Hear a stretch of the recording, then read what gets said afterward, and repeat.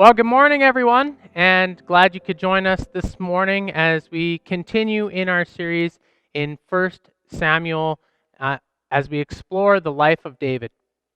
This morning, we are going to be hanging out in chapters 18 to 20, and we are going to be contrasting two kind of themes here. We're going to juxtapose them against themselves because I think really that's kind of what the text does on its own. And so as we go through it, I want to bring out two themes. So the first theme is deep friendship. And and isn't this something that we all long for?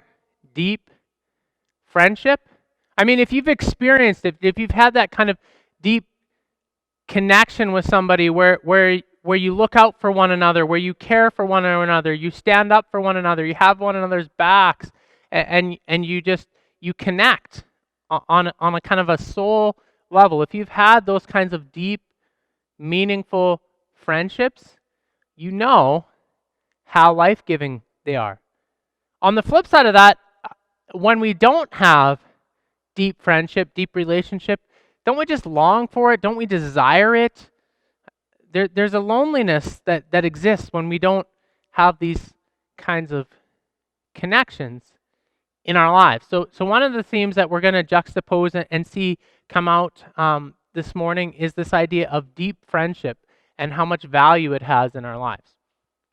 The second theme that we're going to see juxtaposed against this is the idea of envy and jealousy and resentment and this kind of like wanting what the other person has and how it just begins to just crush our soul and destroy us as we latch on to envy in our own lives, and how detrimental that can be, most significantly to ourselves, but also to relationships we have with others when we allow envy to take a foothold in our lives.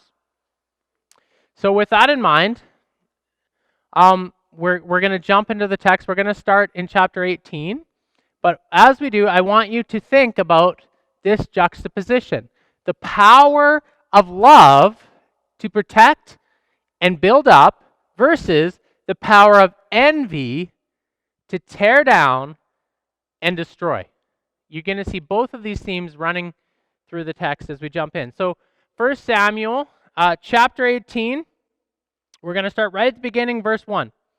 It says, after David finished talking with Saul, Jonathan became one in spirit with David, and he loved him as himself.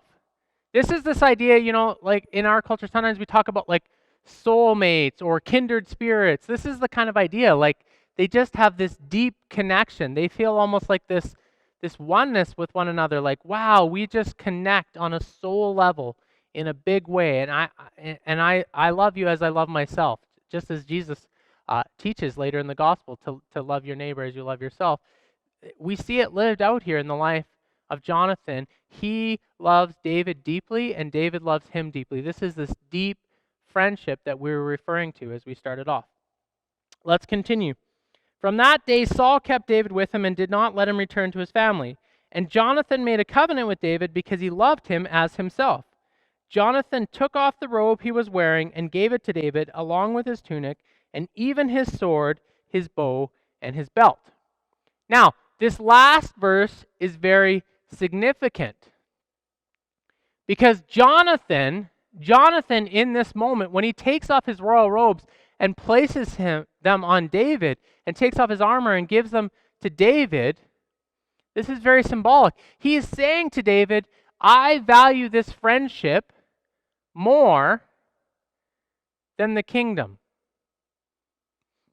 than being the king one day. This means more to me. He's realized that deep relationship is more important than power and prestige. This is what is happening in this moment. He is choosing to put a deep, meaningful friendship with David over power and prestige. He's saying by this symbolic gesture, I would lay down my throne for you. I mean, what a powerful gesture this is. And what an example to us to be willing to lay down our own power and prestige, our own comfort for the sake of another, for the sake of having that deep connection with another human being. What an incredible gesture we see here by Solomon. But yet, if we continue on, we're going to see the opposite begin to play out as well. So as we continue, it says, whatever mission Saul sent him on, David was so successful that Saul gave him a high rank in the army. So David's having a lot of success military-wise. This pleased all the troops and Saul's officers as well. So David's gaining popularity here. When the men were returning home after David had killed the Philistine, the women came out from the towns of Israel to meet King Saul with singing and dancing and with joyful songs and with timbrels and lyres. And as they danced, they sang, Saul has slain his thousands and David his 10,000 of thousands. Saul was very angry. This refrain displeased him greatly. They have credited David with tens of thousands, he thought, but me with only thousands. What more can he get but the kingdom? And from that time on, Saul kept a close eye on David.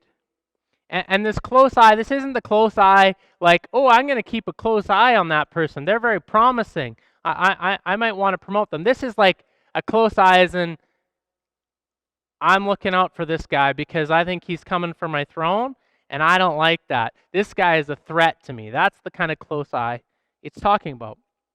And then it says, the day, and then we see that from that day, an evil spirit came up forcefully on Saul. Okay?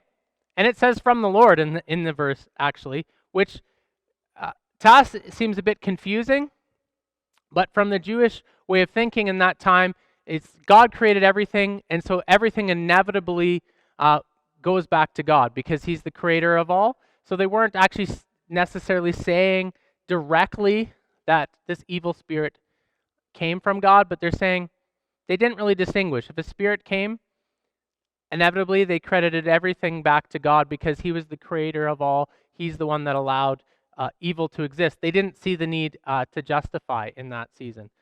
For us, that we read that and we go, whoa, wait, what? But for them, that wasn't an issue in the way that they thought in that time. But that aside, I want to point out a few things here. The first is this, right? We see Saul, right after he starts becoming envious of David, this evil spirit comes upon him. And I want to point out a quote by Alex L. He says, being envious is poisonous to your spirit. I want to read that again. Being envious is poisonous to your spirit. When we choose envy, when we choose to see other people as a threat to our power, our prestige, when we look at them and say, I wish I had their talent, or I had their looks, or I had their whatever it might be, the person that the most damage is done to is us. Envy poisons our own spirit. And when we open ourselves up, when we start to envy people, we open up a door for a foothold for the enemy, for the evil one. And this is what begins to happen. It begins to become this snowball effect, as we're going to see in Saul's life. Once we let envy in the door, it wants to bring a few friends. It wants to bring resentment, and it wants to bring hatred. Being envious is poisonous to your soul. And right after this, we see David is actually playing the lyre, which is a musical instrument, and Saul actually throws a spear at him and tries to kill him. It's already escalated very quickly to the point where Saul is so angry, so envious of David, that he seeks to kill him. And what does it say? It says in verse 12, Saul was afraid of David because the Lord was with David, but had departed from Saul. Look it. There's something I want to point out here because you're going to see it as we keep going. It's a pattern. And that's this. It's a quote by Balthazar Gracian. He says, "The envious die not once, but as oft as the envied win applause." So we see here, David wins applause from the people, right? Oh, he's killed his tens of thousands. He wins applause from people, and Saul becomes envious. And a part of him, there's a part of him that dies. There's a part of him that gives in to darkness. And we're going to see that as we go through the text, that every time David gets more and more applause and becomes more and more popular, the darkness within Saul seems to grow. It escalates. The envious die not once, but as oft as the envy win applause. The other thing I want to point out here is this. You see it says that Saul was afraid of David. He was afraid that David was going to gain even the throne. And here's the thing about envy. Envy is primarily fueled by fear and our own insecurity. Right? He's afraid of David. Why is he afraid of David? Because David might take his power, might take his prestige. David might be more talented than him. People like David more than him. So we see that this is becoming fueled more and more. His envy is becoming fueled more and more by his fear and his insecurity. It's not because of anything David himself did. I mean, if he would take a step back, and Jonathan's going to point this out to him later in the story, if he would take a step back and think about it, every victory that David wins against Saul's enemies is actually a victory for Saul. But he doesn't see it that way. He sees it as a threat because he has allowed fear and insecurity to control his thinking. And when we do this, envy tends to escalate and become something deeper. It tends to become resentment and left long enough, even hatred. So, after this, Saul tries all kinds of tricks. First of all, he tries to offer his older daughter to him, but he's not offering her to him because he likes David. He suddenly had a change of heart. He's thinking to himself, okay, my enemies are the Philistines. If I offer my daughter to him, then he's now more affiliated with me, and the Philistines will hate him even more because of that. And maybe the Philistines will be so angry that they'll finally finish off David, and this problem will be solved for me. And the funny thing is, what does Saul start to do? He starts to put David higher and higher in the army and give him more and more troops, and he keeps putting David at the front of the line, expecting the Philistines to kill David for him. But David just keeps having more and more and more success, which only fuels the envy of Saul. As people praise him more, as he has more victories, Saul just becomes more and more envious. And so finally, he sees that his daughter, Michal, loves David. And so he thinks to himself, okay, here's my opportunity. It didn't work when I tried to give my daughter to David the first time because David was humble and he said, who am I to become the king's son-in-law? So maybe the second time around, this could work. This could work. But again, David's like, who am I?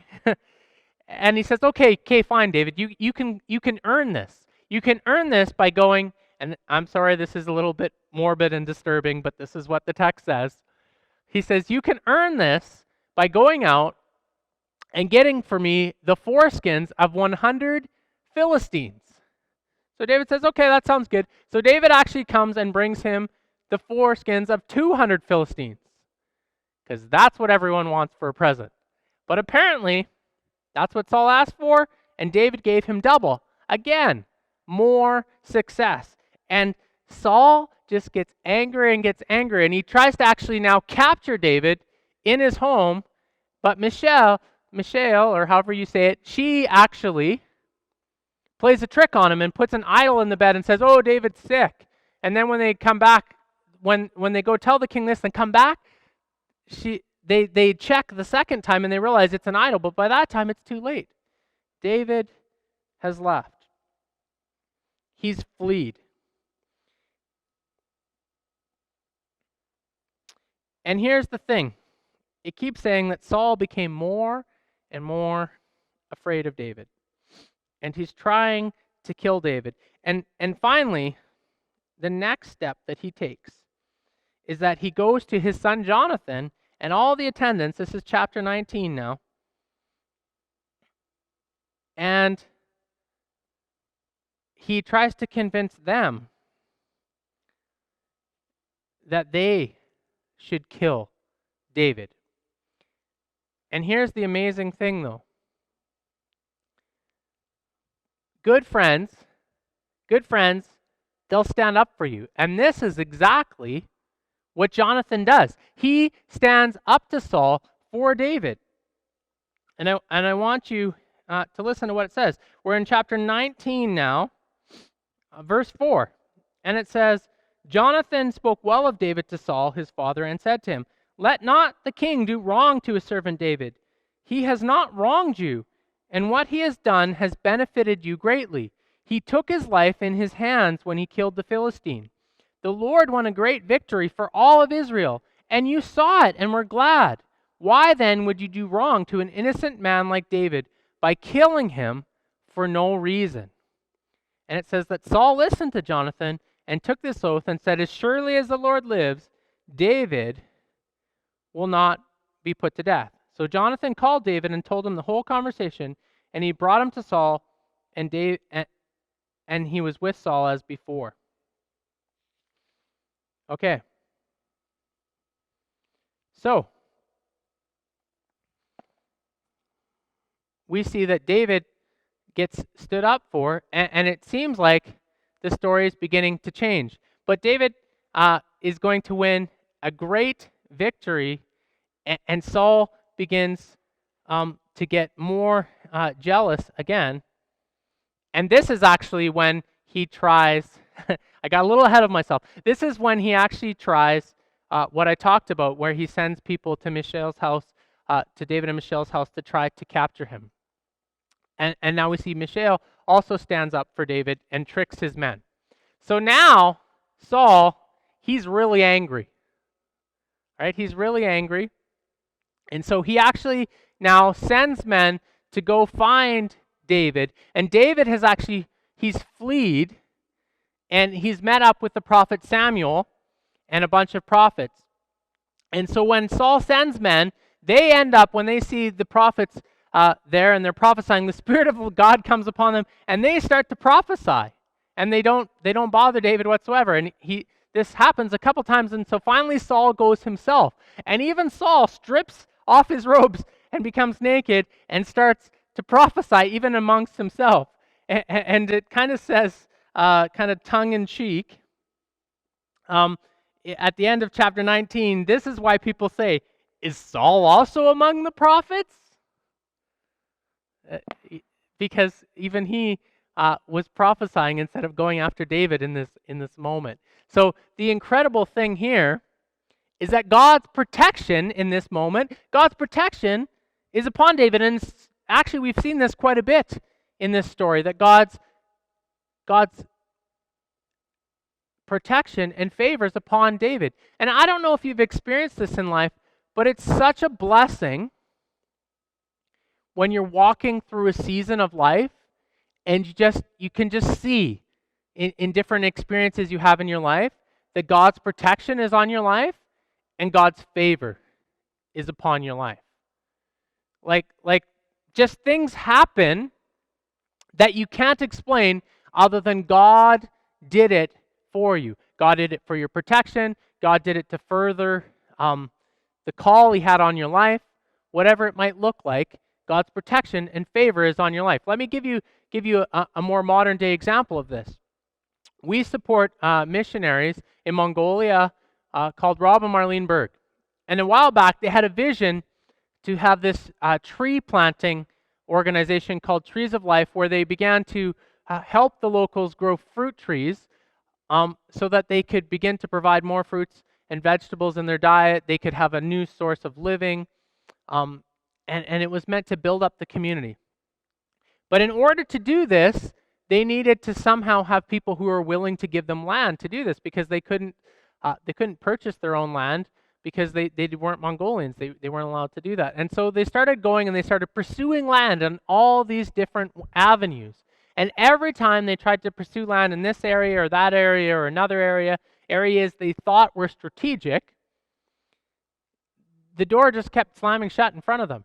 And then one day, they connected with this guy, and he's like, "Oh yeah, I know these people.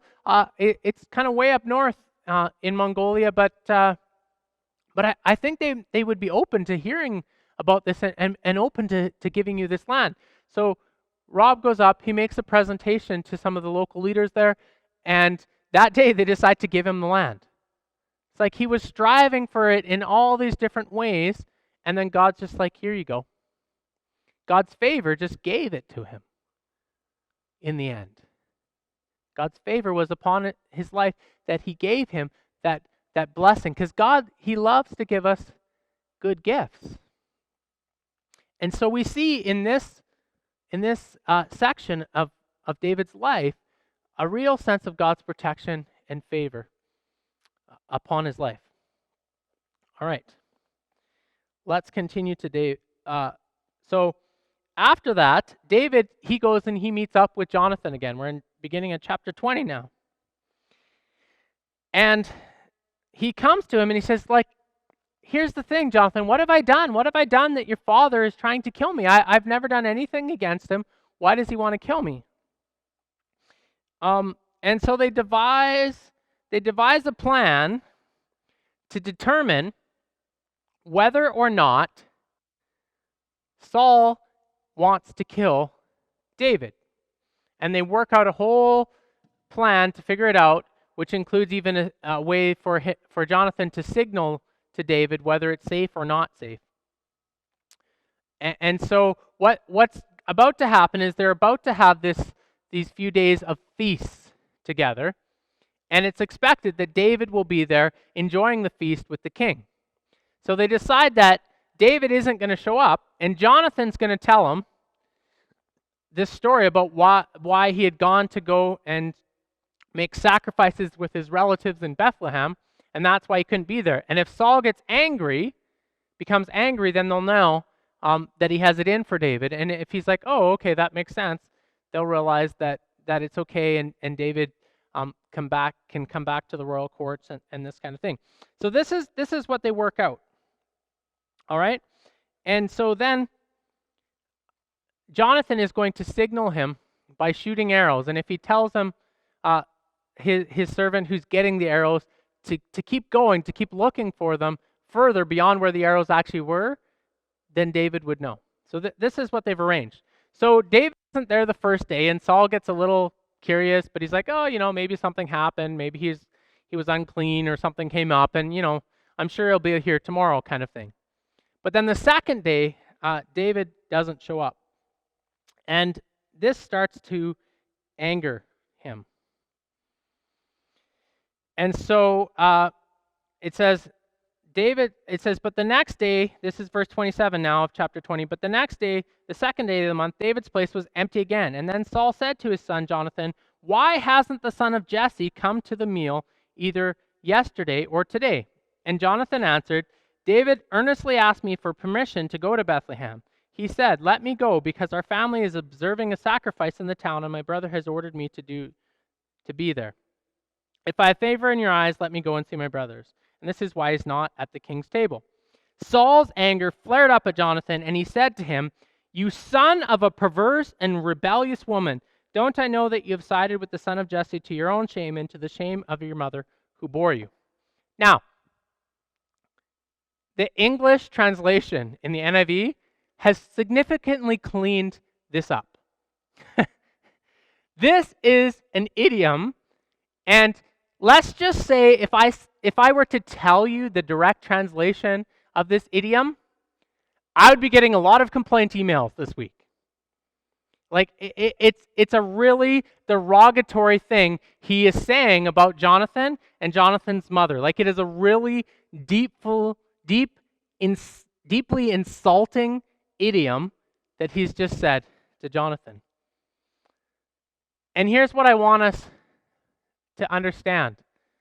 This is a quote by Dustin Woodward, which I think really encapsulates what's just happened here. He says, insults are the last resort of insecure people with a crumbling position trying to appear confident. This is what Saul is doing here, right? He's insulting Jonathan. Why? Why is he insulting Jonathan? Because he wants to appear confident even though he's actually really afraid of David, and he knows that he is in the wrong in this situation for wanting to kill David even though David has done nothing wrong. He knows that he doesn't have a solid position. And so instead of engaging, he resorts to insulting Jonathan. And you know, how many times have you probably seen this in your life? You're having a discussion, you definitely see it all the time online, especially on Twitter. If you're on Twitter, woo, right? People start having a dialogue and they have different opinions, and somehow one of the people points out to the other person why their opinion logically might not line up with facts. And what does the other person do? Boom. They hit with the insult, right? They don't know how to respond. They're not sure that their position is solid anymore, so they go to the insult as a way of trying to gain leverage in the conversation and appear confident. We see this all the time. Humans do this so regularly, resorting to insults. So, if you're in a conversation and somebody resorts to this kind of behavior, it's due to their own security and their own uncertainty about whether their position is really a sound one. And if you do this, can I just ask you, would you stop? Like, could you begin to just, try in that moment to take a deep breath? If it's online, don't respond right away. And just think about and humbly think about, what is this person saying? And do they have a point? And maybe am I the one in the wrong if it's stirring up this desire to insult somebody instead? Insults are the last resort of insecure people with a crumbling position. And here's what happens next. Saul gets so angry that he actually takes his spear and he now hurls it at Jonathan just like he did David earlier. And Jonathan, he gets angry. But the kind of like anger that just, is more like the anger that says, this is not right. And he knows that he needs to protect David. So what does he do? He goes out and he shoots the arrows for the servant, and David's hiding in the field. He shoots the arrows, and when the servant's getting close to him, he says, no, keep going. I think it's further. It's beyond that. And then he tells the servant to take the stuff and go back to the city. And David comes out of hiding. And listen to how deeply hurtful it is to these two deep friends that they are going to have to be separated, that they aren't going to be able to remain together after this moment. Listen to this. It says, after the boy had gone, David got up from the south side of the stone and bowed down before Jonathan 3 times with his face to the ground. Then they kissed each other and wept together, but David wept the most. Jonathan said to David, go in peace, for we have sworn friendship. with each other in the name of the Lord. Like what a deep friendship those two had. But here's what we see in Saul. Here's what we see in Saul in this moment, and a little bit of a spoiler alert as we continue in 1 Samuel, we're going to see that this envy, this resentment that Saul has towards David, instead of protecting him from the loss of being the king, from the loss of his kingdom, from the loss of his power, it actually expedites it. It actually expedites. The very thing that he was afraid of happening actually happens quicker because of his resentment and bitterness towards David. I want us to understand this. Resentment is like drinking poison and waiting for the other person to die. I mean, isn't that true? Like Carrie Fisher, this is a brilliant quote. Resentment is like drinking poison and waiting for the other person to die. It as we talked about earlier, as envy becomes resentment, it poisons us. It destroys us. All the time, we're trying to use this resentment, this energy that resentment has in us, this negative energy. We're trying to use it to think about how we can destroy the other person, when all the time the person that is dying inside, internally, is us.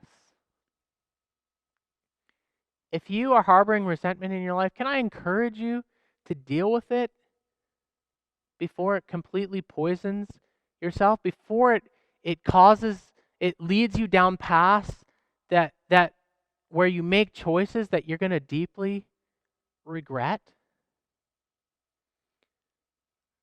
You don't want this for your life. I mean, this passage to me, it emphasizes the choice we have.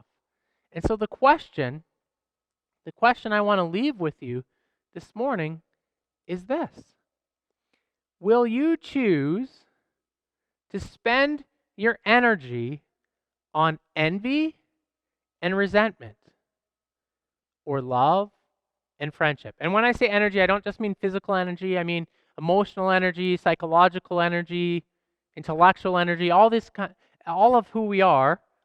Are you going to spend that on envy and resentment that poisons your own soul, or on love and friendship that gives life to your soul and the soul of the person you're friends with? Which are you going to choose? And can I give a special encouragement here? If you are a person like Saul, who is in a position of leadership, insecurity which fuels envy, if you are an envious, insecure leader, this is something that you need to deal with, or else you're going to end up sabotaging your own leadership and destroying the people who are underneath you, or at least attempting to. Can I encourage you? And if you're under somebody who's like this as a leader, I would encourage you, if you can, to find a way to get out of that situation. Find a way where you can be in a place that is not your situation. I know it's not always possible, and I know life's complicated, and it's not always that simple, but being under envious, insecure leaders,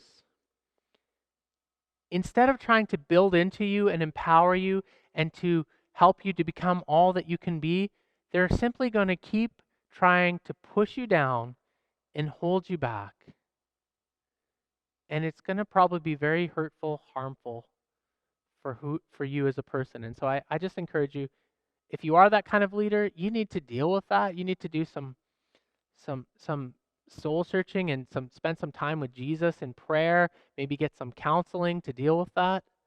But if you're under that leader, see if there's anything you can do to change that situation.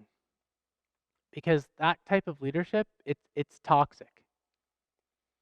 But back to what we were saying here. Regardless of whether you find yourself in a position of leadership or not, we all get to choose in life what we're going to spend our energy on. Envy and resentment, or love and friendship. Please, may I encourage you, choose love and friendship. Let me pray for us today. Jesus, thank you that you chose love. You chose love. You chose love. Even when Satan uh, tried to tempt you with giving you power over all of these kingdoms, you chose love instead. And you chose sacrificial love. Help us, God. Help us to choose love and friendship. Help us to choose to invest our lives into that. Give us the strength, God. Give us the courage to face in our lives areas where we might already be allowing envy, jealousy, resentment to gain a foothold. Help us to find strategies to deal with that. Help us to lay that at your feet and say, Jesus, I don't want to carry this anymore. Help us to do that, Jesus. Give us the strength to do that. Give us the courage and resolve to do that, Jesus. And God, I pray for those who have those deep friendships. I pray that you would protect those. You would protect those relationships for them, and you would help them to continue to deepen those. And for those who aren't walking in those meaningful relationships, God, would you lead them to people that they could connect with on this kind of level? And would you build and give them just the benefit of having those friendships in their lives, God? Help them as they desire this. Would you just bless them and give them favor in that area of their life, Jesus? We pray all of this in the mighty name of Jesus. Amen. You are good when there's nothing good in me. You are love. You are love.